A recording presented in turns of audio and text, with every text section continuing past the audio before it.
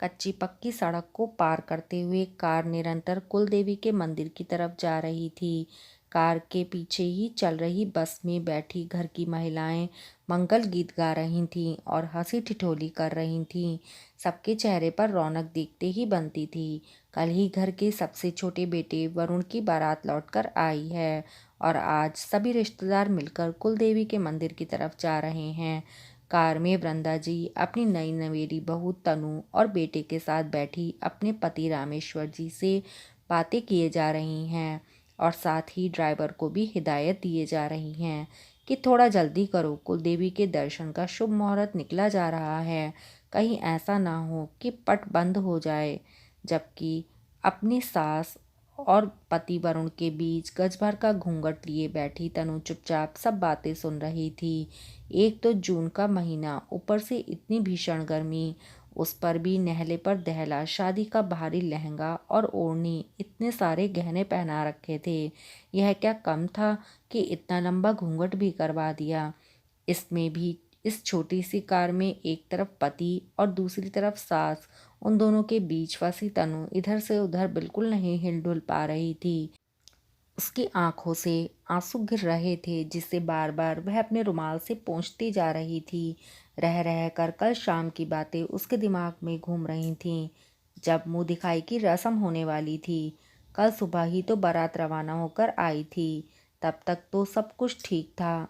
दिन में थोड़ी बहुत रस्में हुईं और उसके बाद थोड़ा बहुत आराम। शाम को मुंह दिखाई की रस्म होने वाली थी।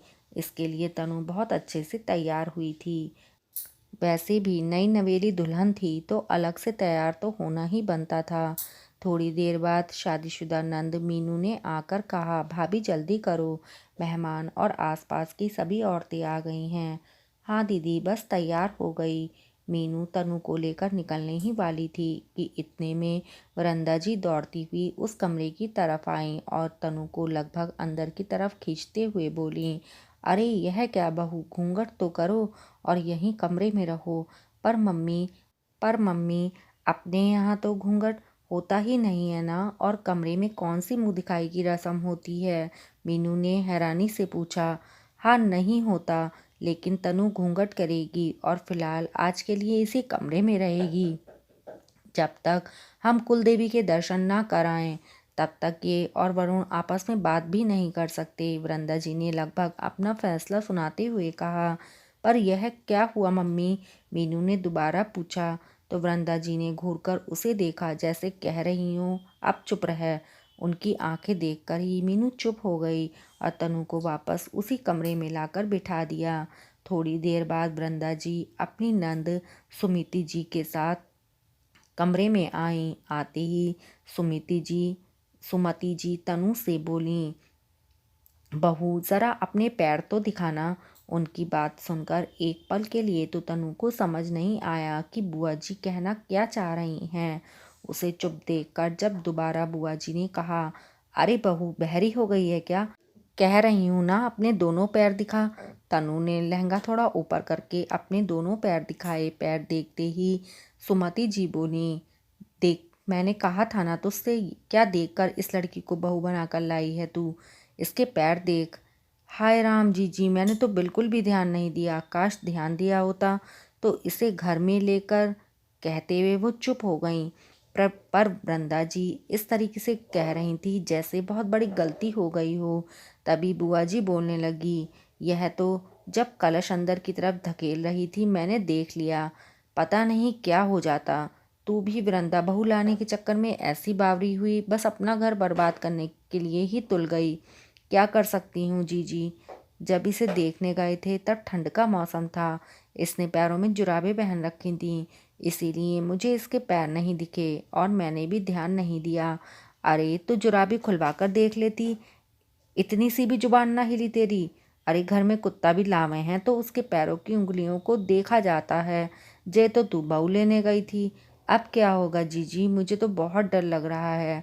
डर मत, मैं हूं ना। जब तक कुलदेवी के मंदिर को दर्शन ना करा लेते तब तक इसका चेहरा घर में किसी को मत दिखाना, खासकर अपने बेटे को। और सारे रस्मों रिवाज छोड़ कल ही कुलदेवी के मंदिर जाने की तैयारी कर। ठीक है जीजी, जैसा आप कहो। कहते कहते सुमति जी और वृंदा जी ने ऐसी तीखी नज़रों से तनु को देखा जैसे पता नहीं तनु के साथ इस घर में क्या बवंडर आ गया हो। उसके बाद दोनों कमरे के बाहर निकल गईं। दोनों की बात सुनकर तनु की आंखों से आंसू भी निकल गए। क्या एक बहू और कुत्ते में कोई फर्क नहीं होता? तनु कहती भी तो किससे कहती, माता पिता थे नहीं, भाई भाभी ने बस शादी करके रवाना कर दिया था। साथ ही हिदायत भी दी थी दोबारा पलटकर यहाँ आने की ज़रूरत नहीं है। रात को भी मीनू आकर खाना दे गई थी। उसके बाद कमरे में ना कोई आया ना कोई गया, तनु अकेली ही कमरे में रही। सुबह भी जब कुलदेवी के मंदिर के लिए निकले तो तनु अपने कमरे से ही घूंघट लेके निकली थी। अभी भी उसकी आंखों में आंसू थे। ऐसा क्या देखा था सुमति जी ने तनु के पैरों में जो इतनी बड़ी बात कह डाली? कुलदेवी के मंदिर पहुंचकर आखिर क्या हुआ? क्या तनु यूं ही बर्दाश्त करती रही या उसने अपने हक के लिए बोला?